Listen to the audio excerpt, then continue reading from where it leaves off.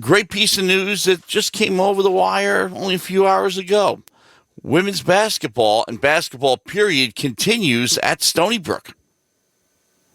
Yeah, big news coming out of the WNIT specifically. An hour ago, the news was announced. All 64 teams named. In fact, crashed the website. That's how excited folks were. And yes, Stony Brook did secure an at-large bid, one of two America East teams to do so, alongside top seeded Maine, who actually earned the automatic qualifier, rather. So yeah, it's America East represented in that facet, and Stony Brook, of course, just able to sneak in after, again, they had a tremendous season, and we were all hoping deep down, that they'd be rewarded for that. It really started to crumble that final month and a half.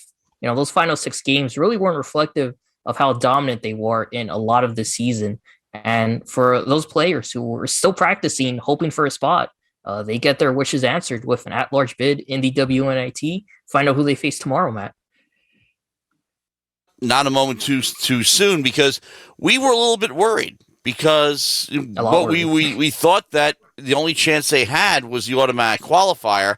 And just to explain once again to listeners who are not so familiar with how this works, the NIT, the men's NIT, which actually predates the men's NCAA tournament, actually started the year before, 1938, that tournament, the I means invitational, National Invitational Tournament.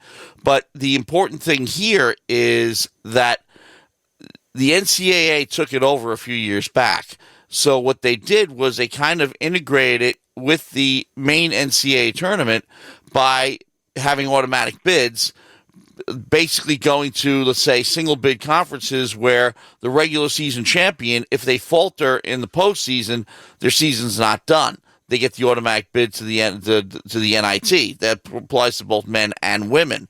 And what happened here was Maine had overtaken Stony Brook in those final couple of weeks of the regular season, and they got the regular season championship, and they got to the final against Albany. Only problem is Albany won. So Albany gets the automatic qualifier to the NCAA, and you figure Maine got the automatic qualifier to the WNIT.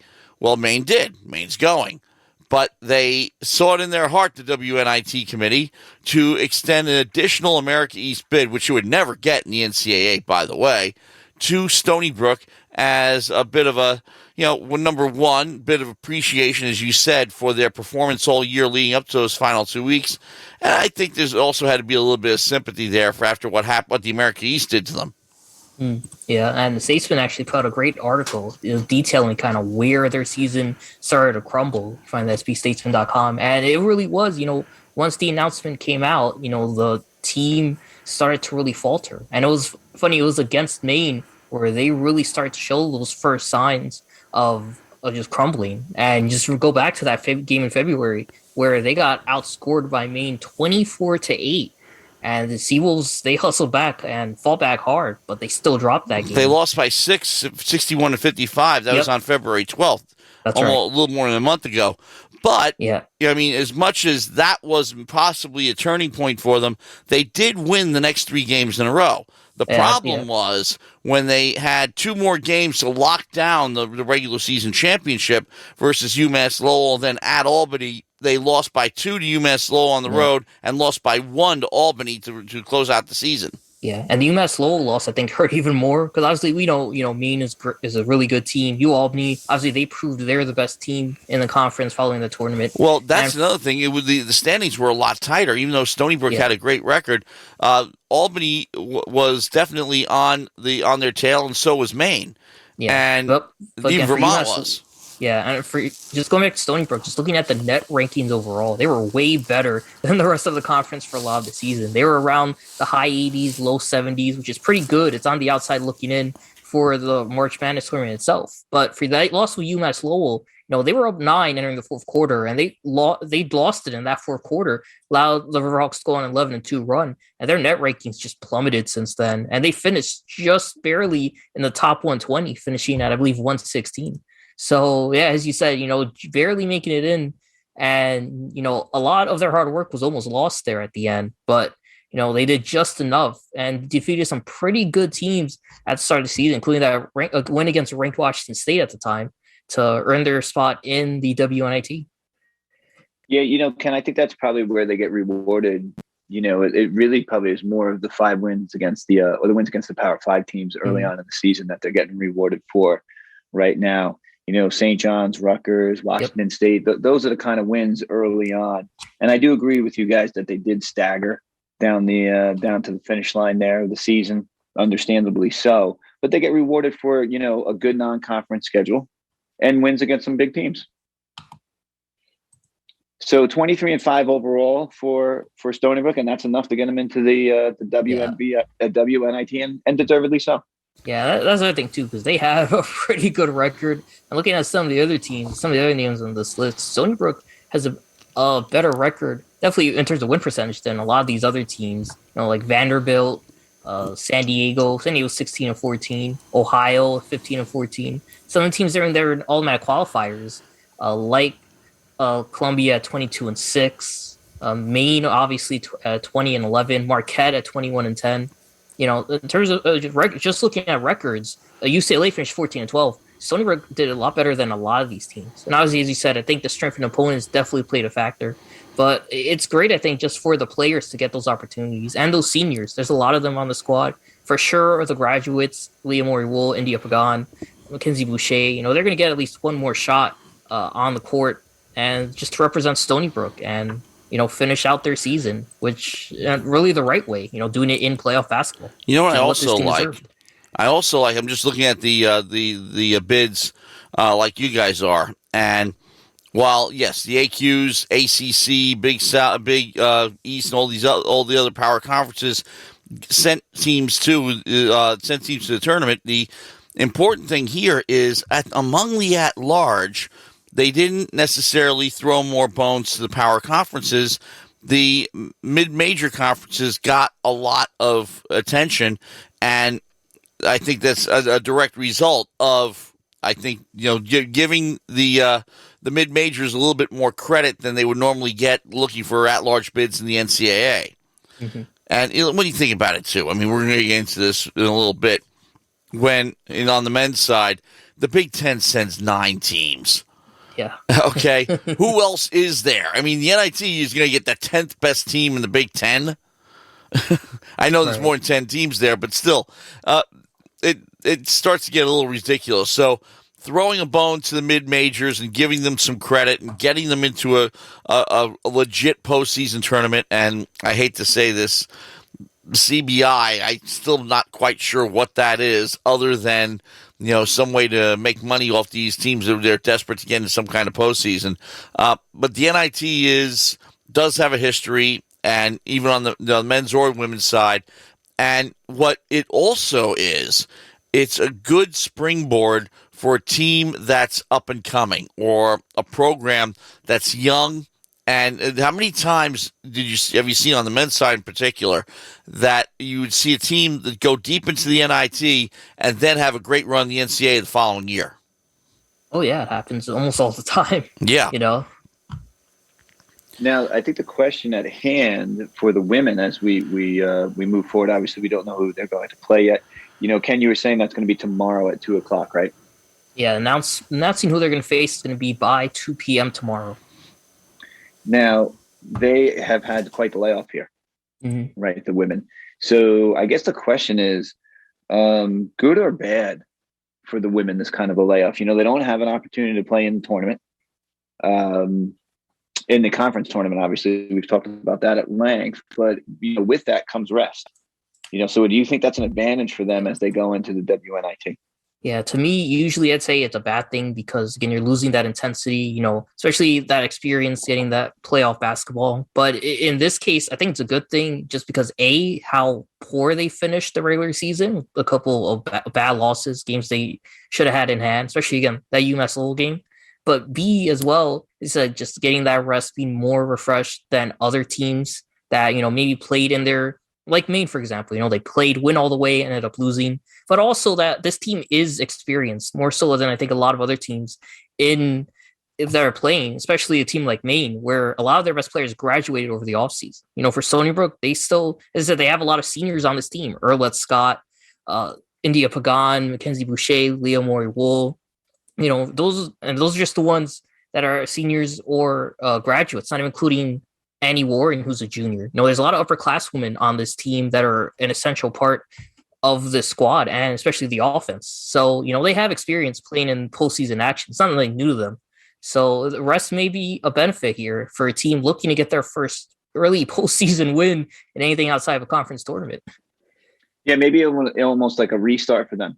Yeah. Right. Like an opportunity to recharge the batteries and go.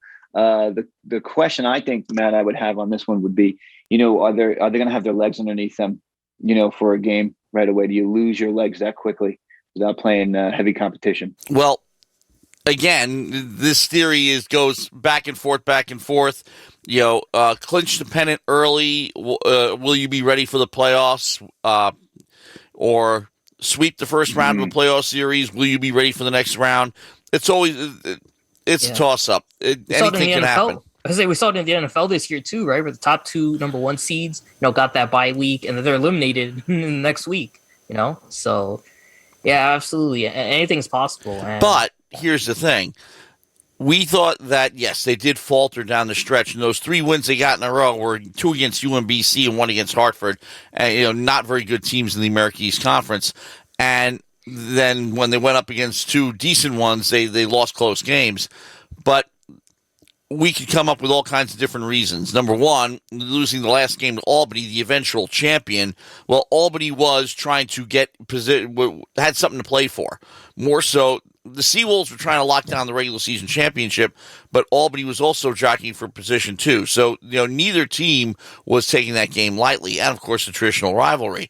And, of course, the other thing is the last time they meet, other than a possible tournament scenario, as conference members, as co-conference members. But in any case, the important thing here is to take into account that for a while there, I am sure that these players thought that the season was over. Oh, yeah. And they've got some time. They've got, 4 or 5 days to rev it up again. But I think they're going to be so happy that they can. I don't think that's going to be an issue. Yeah. We saw how dynamic this offense is. They had the best offense in the America East. I think they still finished leading the conference in points per game average, just under 70%. And we know how good they are in and out. A well-balanced team. They could convert really from anywhere. And they've already proven that they could beat really good teams this year. As we said, talking about those big wins against power conference teams. So, yeah, this team, I think they'll be ready. And it's going to be a matter of, if they're able to get a run and able to sustain it. If so, I think they could go pretty far. I don't think they're going to go all the way, but I think they could make it to the second round. This team more so than teams of the past. And the other thing, take a look at these teams also. Even the ones from the power conferences, okay, you're not getting the top teams in any of them. So depends on how the pairings go. And the pairings don't often depend on seeding, so to speak, and strength, strong team against weak team. They'll often depend. Perfect example, okay? One year when 2010, I believe, Stony Brook makes the NIT as losing in the final to Vermont, like they were doing several years in a row. But the funny thing was they drew Illinois in the NIT, and the great thing about it was that Illinois' home court was being occupied by Cirque du Soleil. So Illinois could not host. We hosted Illinois in the old indoor sports complex. How about that? Wow. Full house, too. Yeah, when the Pritchard gym was rocking, it really was. That wasn't Pritchard. We're talking about the big building. Big building. Oh, geez, man. You're talking to yeah, right. So I don't know. It was just before they started construction on it, and right. they said, we better hold off because of course, obviously, you want the bigger capacity because you're going to fill it, right? And that was I think it was the first postseason game held in there. Postseason as not non-conference postseason like NCAA NIT. We hosted an NCAA tournament game back when it first opened in 1991. That was also the last time men's basketball appeared in NCAA of any kind. We went back in D3 and filled the building then, too. But that was a nice way to close out the old version of the building leading up to the reopening of the new one. Do you think they would host a game? If something like that happens, yes. because remember too that the NCAA tournament, men's and women's, they're played at neutral sites. They reserve the facilities and the venues years in advance. So there are no conflicting events. NIT is a little bit different. NIT is held on campus at on-campus sites. They did that. Used to be they would hold the entire NIT at the Garden. Well, the only problem was, in the early rounds, they weren't enjoying very well because nobody really cared. Nobody was going to make the trip. Then they said first couple of rounds on-campus sites, that gave it a little bit new life because there were several times, especially as the NCAA tournaments expanded, to 32 to 48 to 64 teams. The more teams the NCAA grabbed, the fewer quality teams were available for the NIT, and the NIT was, as Dave Malone used to call it, the not-important tournament. And some people still call it that, but for a program like Stony Brook and for the mid-majors, who, like I said, as far as the at-large bids are concerned, got a lot of love that would not get in the NCAA, it's good for them. It's good. Number one is a tune-up towards bigger things and something to aspire to. They don't go away empty-handed if they get knocked out in the tournament. Yeah, and I would agree. And I think in this case for the women, it's just an opportunity to continue to play, and who knows what could happen for them. And really also, apparently, here's the other thing. If you, get a load of this. And the nice thing is I'm looking at it on Twitter because what happened was, as you guys said, the site crashed. They posted the bids on Twitter, and one fellow says here, I think you have to have at least a 500 record to qualify. All 9 teams of the Big Ten that finished above 500 are in the NCAA, so the rest did not qualify for the NIT. I think that's on the men's side. But funny thing is, I'm looking at these bids, and I'm looking at Minnesota. They're 14-17. Right. Okay. Yeah. Huh. And again, I think it goes to show, obviously, they're looking for teams, really, any teams that are available, decent teams for sure. But also, it definitely, benefited Stony Brook in that way to where, as I said, they had one of the better teams among, the list. Then, even though they didn't have the best record, I feel like it's tough to, not give a team who finished 23-5 any playoff spot, Right. Yeah, to walk away empty-handed from that kind of a season, we really would be wrong. Yeah. For the women, and to be honest with you, I'm excited to watch them play again. You know how much I like watching Wool play.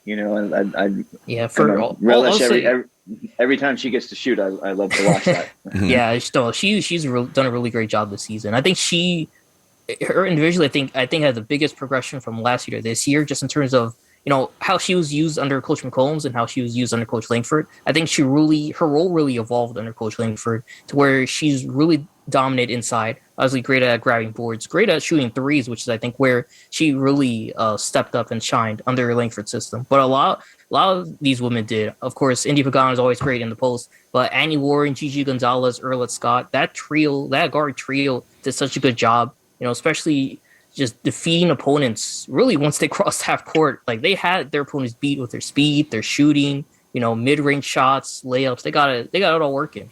And again, this is a team. They've been to the WNIT a couple times. Obviously, first time back in 2006, lost to Hofstra. Then again, 2014, we lost to Michigan. This team I feel is better than both of those squads. And their team, I think, could go on a bit of a run. I don't think it'd be too long, but more so than other teams on this list. Yeah, I wouldn't be surprised to see them win a couple games. And the one thing that they do have is the combination of the 3 bigs, right? Boucher, Pagan, and then Wool. Just the combination of them. And what they do really well is they just rotate them in when they need whatever the one, when they need Wool's shooting, they put her in, right? When they need Mackenzie's defense, they put her in, right? So they just rotate them into the lineup when necessary and when their skill set arrives. And they get the guards that can push it hard, on the court. And I think that takes a lot of teams by surprise. So I can see them knocking a team or 2 off here in the WNIT. Why not? Yeah, especially if they get a chance to take on one of the more lower-ranked teams. Speaking of which, it perfectly to the men's side, no matter. Here's something I find very interesting. Okay. I'm looking at the NCAA for the women, right? Albany got a 16 against Louisville, a top seed. So 2 WNIT bids, and your AQ in the NCAA is a 16. It's a 16, right? Interesting. No, agreed. I mean, you would wonder what that would be for, like Stony Brook, if they did play and they got the AQ with the Power 5 victories that they had, if they would get a 14 maybe. Which what they had maybe last a year. 13. I mean, Vermont continuously gets. Actually, when Stony Brook won, they got a 13. Yeah. So yeah, the American East on the men's side, unless it's like a UMBC out of nowhere where they got a 16 and knocked off Virginia. that worked in their favor. It worked, yeah. And if when I ran a bracket pool in an old job of mine many years ago, I would include an upset bonus. So, in other words, you have a certain amount of points for each team that advances, but if you pick an upset, the added points would be the difference in seedings. So you could get the most 15, 16 minus 1, and, if 9 beats an 8, you get 1. But 15 points is more than you can, get from getting into the Final Four. So that could be a big boost for you. So, it encouraged picking an upset here and there. And, of course, if you picked, at that time back then, if you picked Vermont to knock off Syracuse, which they did, a 13 over a 4, and 13s can beat 4s. The 1-16 still only happened once with UMBC. But, hey, that's what makes the tournament what it is, right? Amen. Yeah, it's going to be a fun March for sure. And we talked a lot about it on the women's side, but the men's side, too, is going to be pretty entertaining. Yeah, that's going to be a lot of fun, too. And, again, beef number one is I'm wondering, I don't want necessarily to put absolute limits on things because somebody always gets stung by that. Okay. For example, do you put a limit on the number of teams one conference can send, and let's say set at 6? That's I was gonna say, right, that's tough because then you're in that situation to where if you're a 7 and you're better than another conference's 2, for example, is it really fair for them to go to the NIT? I think it'd be against it. The thing that bothers me, the reason I'm saying this, I know why you're mad though, and I agree. Yeah. Well, the reason why I'm saying this is that first of all, argument number one: can a team that finished 9th in a power conference, is it really that good? And yes, on any given night, they can beat anybody because they play in power conferences. And they play powerful teams as part of their regular season schedule. But the flip side of that is for every at-large you give somebody else, another team gets denied that could be better. And a great point, too, in that is Michigan and Indiana. They got in over a team like North Texas, which went 24-6 overall this season. Michigan finished 17-14. Indiana finished under 500 in the Big Ten, but you're the Big Ten team, so you both get seeds, and North Texas gets screwed. Hey, I remember years ago, St. John's finished when there was an 18-game Big East schedule, 10-8 in the Big East, and didn't make it.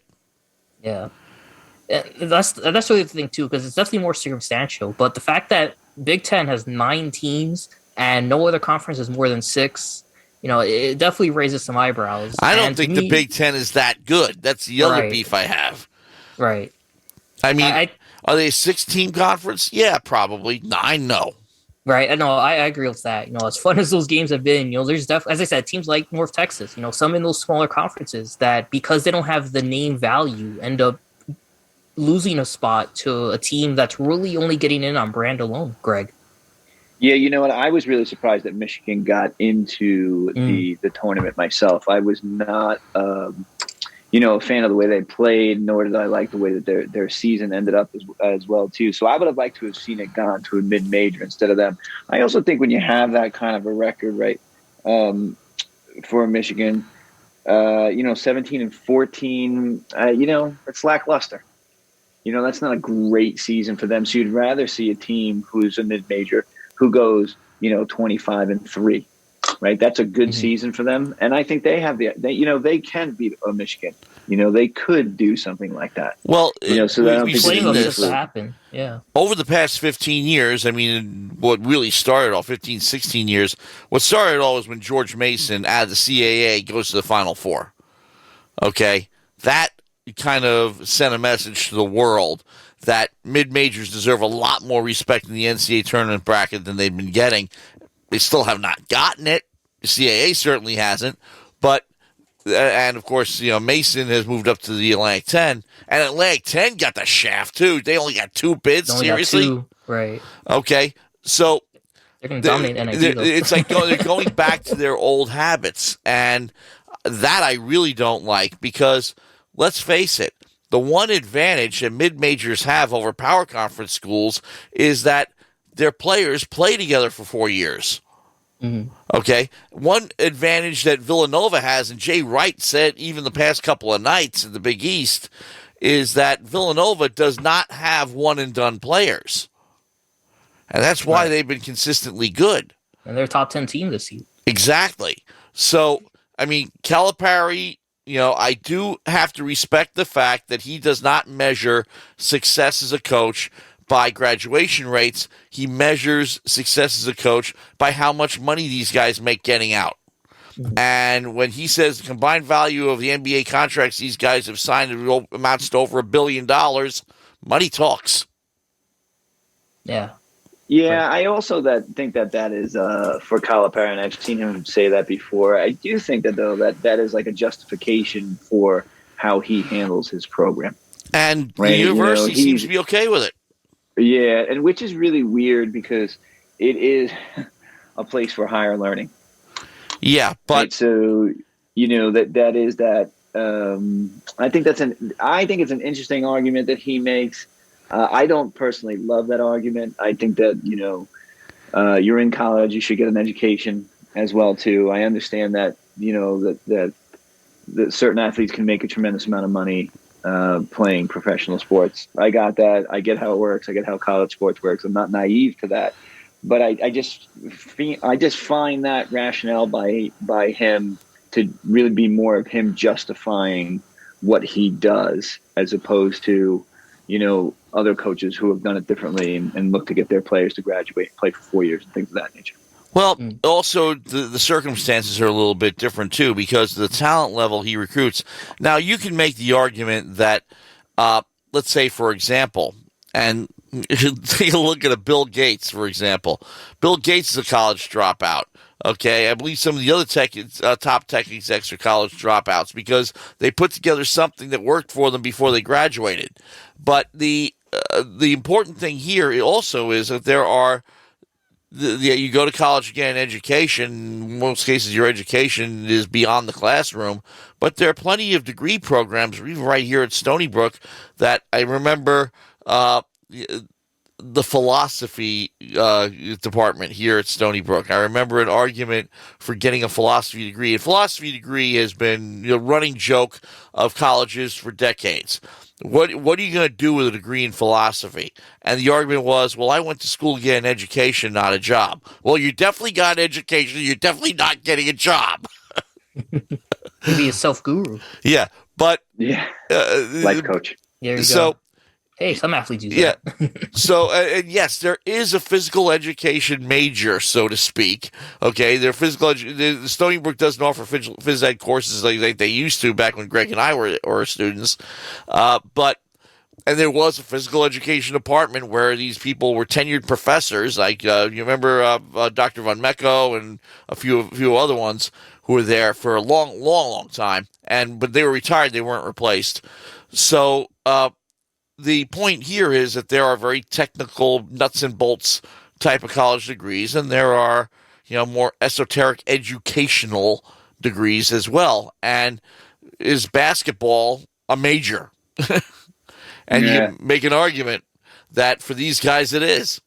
I'll say if you're a school like Duke or Baylor, Kansas, you're going to school to play basketball. You're majoring in basketball. Is what it is.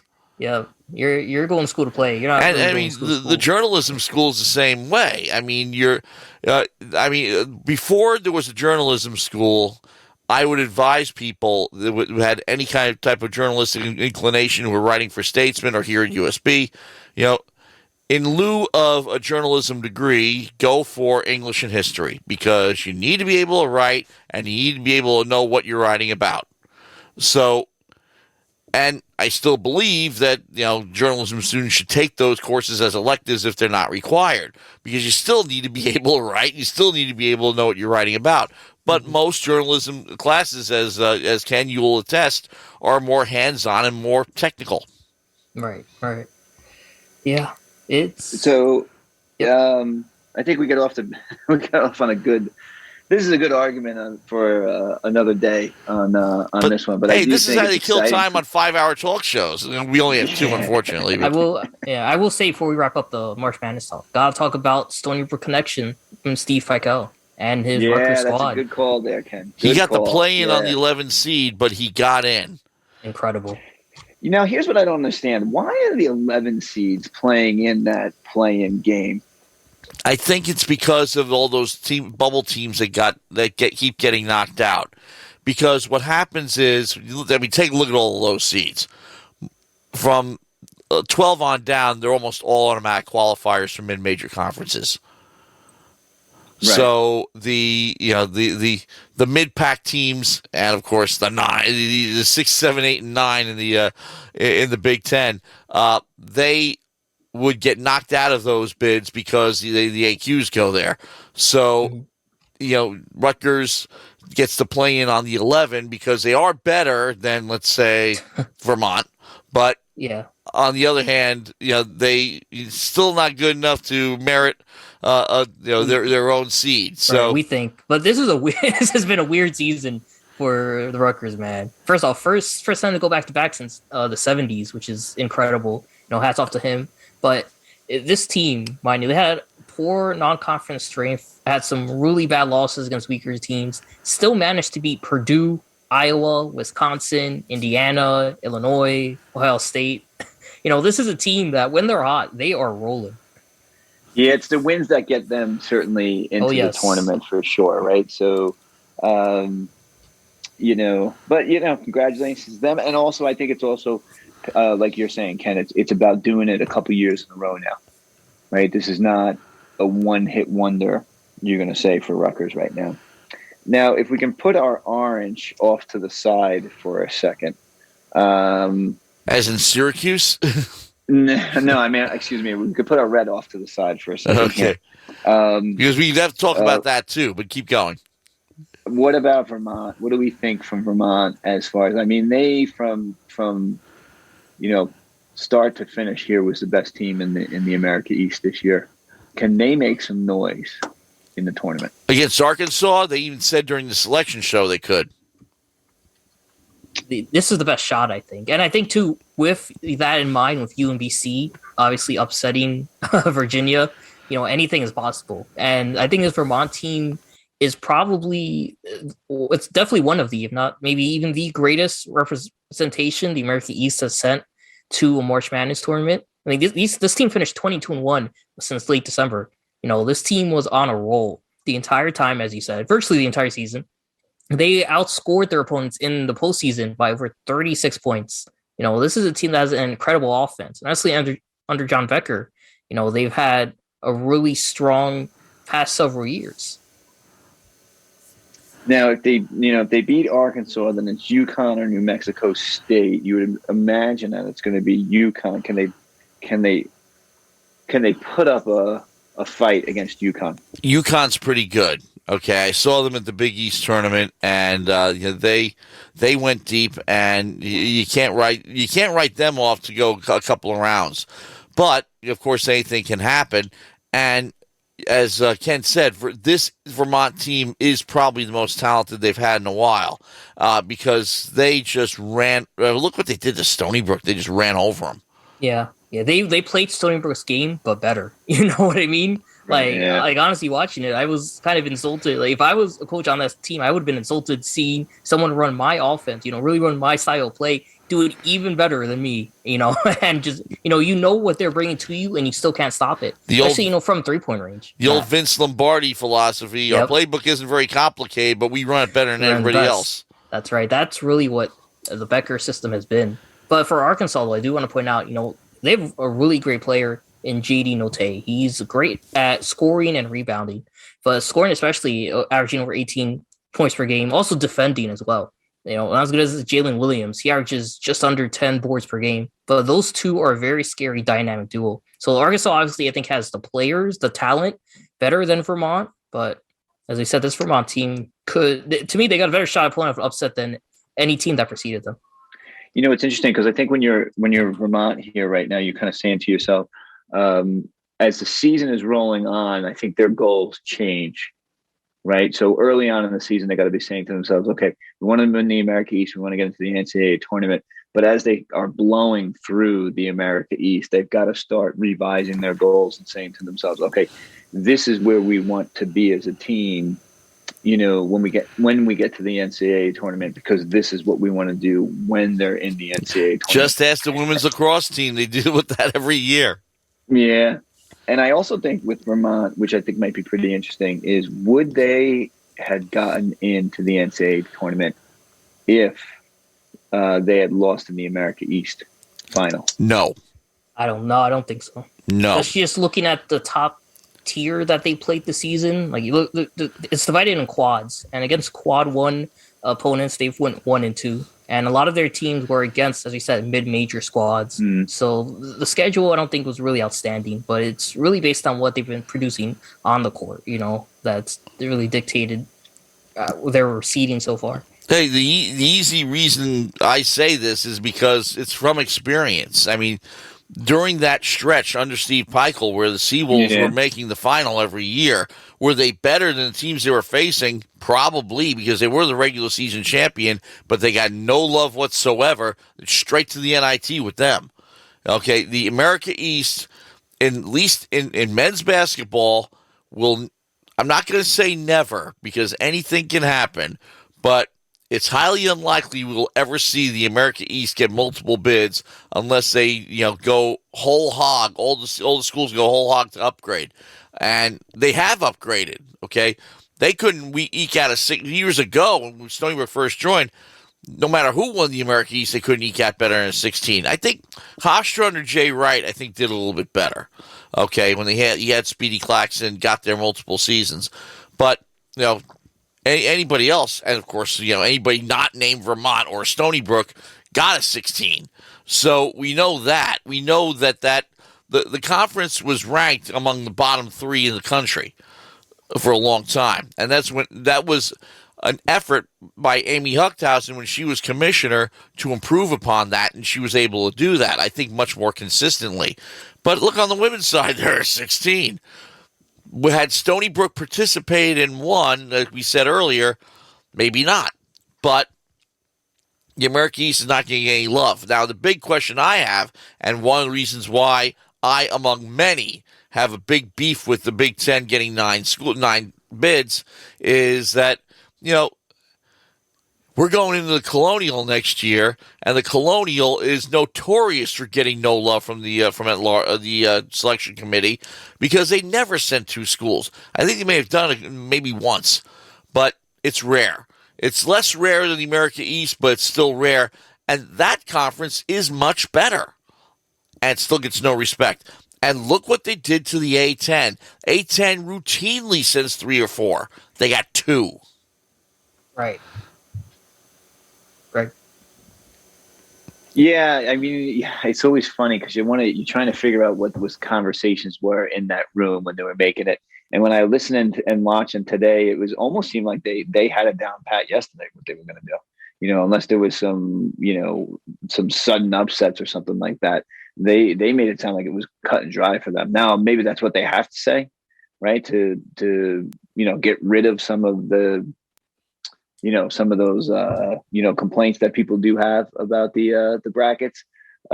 Maybe there was more, arguing going on than we would be led to believe. But yeah, I don't know. I just think it's going to be a good bracket. I think it's pretty even. I don't think there's a team out there that is really dominant.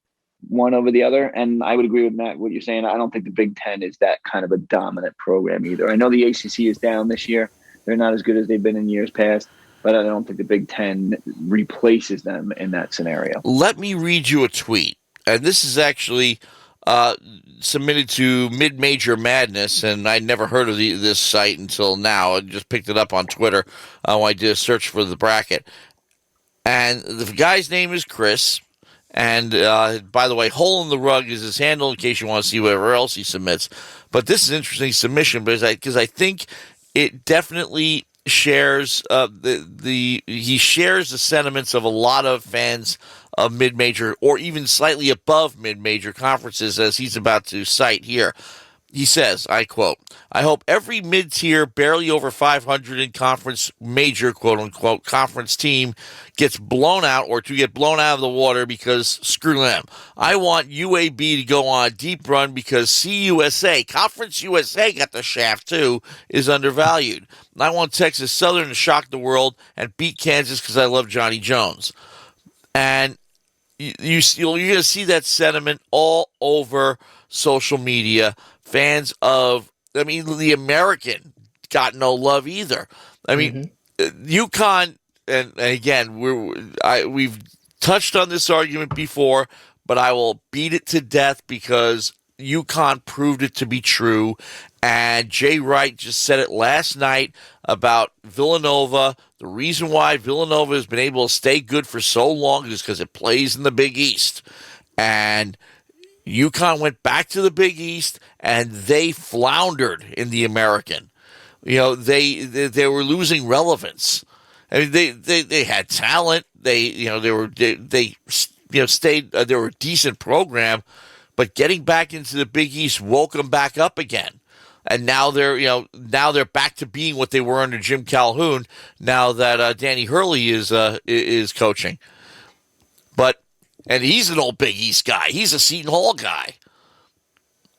So yeah, I think that might have to do a little bit more with Hurley coaching the team than with the conference. But I do understand what you're saying. It is the style of play benefits UConn.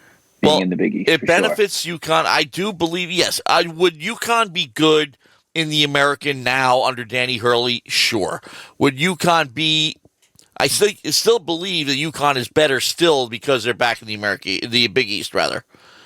And again, I have a bias. I openly admit to it because the Big East was formed while my siblings were at St. John's as students, so I had season tickets to all those games. So I would go with my brother, go with my sisters, and I'd be able to watch. I watched Mullen all 4 years. I watched that conference grow into a power conference within 5 years. They sent 3 teams to the Final Four. So I saw that. I saw what happened there, which is one of the reasons why I do believe that some kind of conference, like we mentioned during the game today, would benefit Stony Brook and a few other local schools. But the whole point remains is that I do believe also, and the record shows in this case, that schools, Virginia Tech won the ACC. Okay, Virginia Tech had a stint in the Big East, and they did pretty well there. And, okay, you can make the argument that they went back home, so to speak, because that conference is centered around the Southeast. But BC has had problems. Syracuse has had problems. Notre Dame, they're playing to get in as an 11.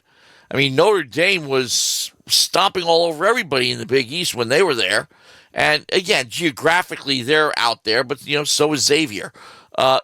So the whole point, and look at Creighton. They're the Big East champion. So, they were the Big East semifinalists, rather. Villanova got by them. They if the game ended at the half, they would have been. Another story there. But the whole point was that these schools knew that was the place to be. Is the Big East the best conference in college basketball? No, of course not. It changes every year. But I do believe that the teams that were established the Big East, like Syracuse, the schools that established the Big East, I think lose something by not being there. Yeah, I would agree with that.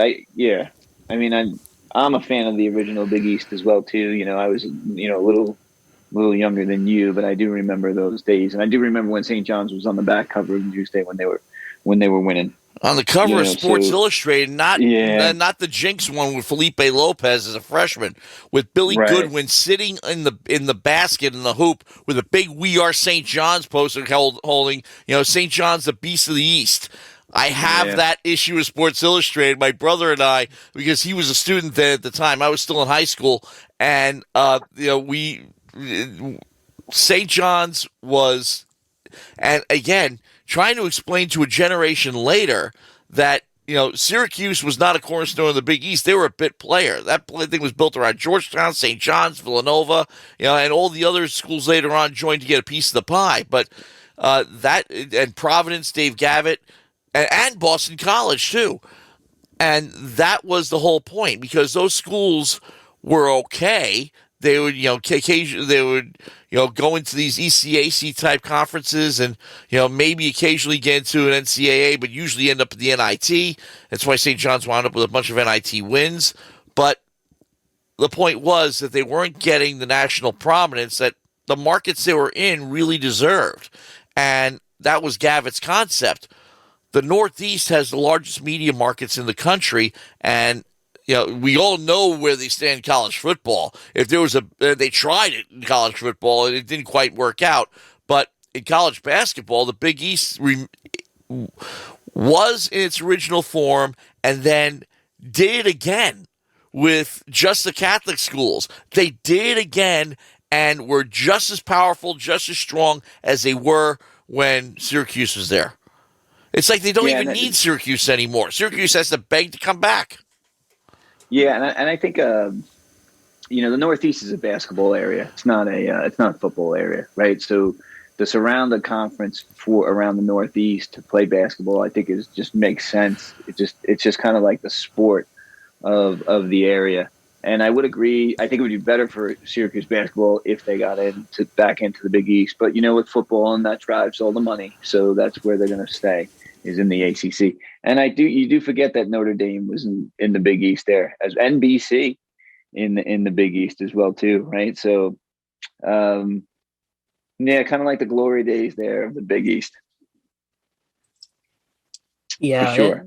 And again too, just the talent of the Northeast teams. There's gonna be a lot of them, and a lot of them to really look out for on this March Madness bracket. It's gonna be fun, and I just have a good feeling we're gonna see a lot of upsets. Yeah, I do think I think it's going to be a good one. I'm really excited about it. I'm really excited about the games. We'll have to figure out what the bracket situation is going to look like for us. You have to get a real good look at it as you go through. I think tomorrow is the day you really sit down and take a look at your bracket and really make some strong decisions. Matt, I do like what you were saying earlier about the it's almost like the confidence thing where you're trying to pick upsets and using the point value that way. I think that would be a really interesting way to. Well, you need to always have one that makes no sense now and pays off later, because there's always one. UMBC is a big one. Well, I mean, it's like you bet on horses. You put a couple of bucks on the sure thing, but you always have one for the long shot. And yeah, you need to get a long shot here and there because sometimes they do pay. Okay, we have a caller. Okay, so caller, what's your name? Where are you calling from? Hey, I'm Edwin. I'm calling from the Bronx. I just wanted to say a few words about Stony Brook. Go ahead. Yeah, I'm very excited. That we're moving on to the CAA. A little surprised yet with the lack of love for the mid-majors, but I still think that in the long run, Stony Brook is going to be better off going to the CAA. I think it's a definite. I think Stony Brook has the academic potential already, the academic strength already. So I see Stony Brook someday, hopefully, being in one of those top 8 conferences, right, competing at that same level that it does academically. So I think the CAA is the right step in that road to someday be there. The top tier. I think we all agree too, and like I said, I will always admit to being skeptical originally about it, but I realize you can't jump from the America East to the A10. There's got to be an intermediate step, and the CAA is definitely that. Absolutely, no one's going to give you that pass. No one's going to give you that, that pass to the top. It's gonna take time. And I mean, it hurts. It's a little scary, because basically you're going to be in the CAA, not competing with better teams, but still competing for one bid. So I think short term it might be a bit of a sacrifice, because it's going to be harder to get that one bid into the NCAA. But like I said, I think long term is the only way to do it. If you want to climb the ladder, you have to kind of just jump into the CAA and pay your dues, wait a few, maybe a decade or so, and then try to keep moving forward. I think that has to be the plan. Guys, Edwin, I'm going to agree with what you're saying right there, and I think you're right. It is scary for the short term. You're going to say to yourself, how are we going to be able to compete, and what programs are going to be able to compete? And I think we've talked about that a little bit. But I think what we're going to be able to do here with this move to the CAA is twofold. I think one is you're going to attract better athletes because you're going to be playing in the CAA, so you're going to be playing better competition. And then I think once you start to attract the better athletes, then I think you're going to see an upgrade in, like the Stony Brook brand. And once you see the upgrade in the Stony Brook brand, that's going to be dollars, right? And what you can do with dollars. Absolutely. So I'm in agreement with that. I'm sorry, Edwin, you got? No, absolutely with you, yeah. And I'm looking forward to that Hofstra rivalry too. It's great.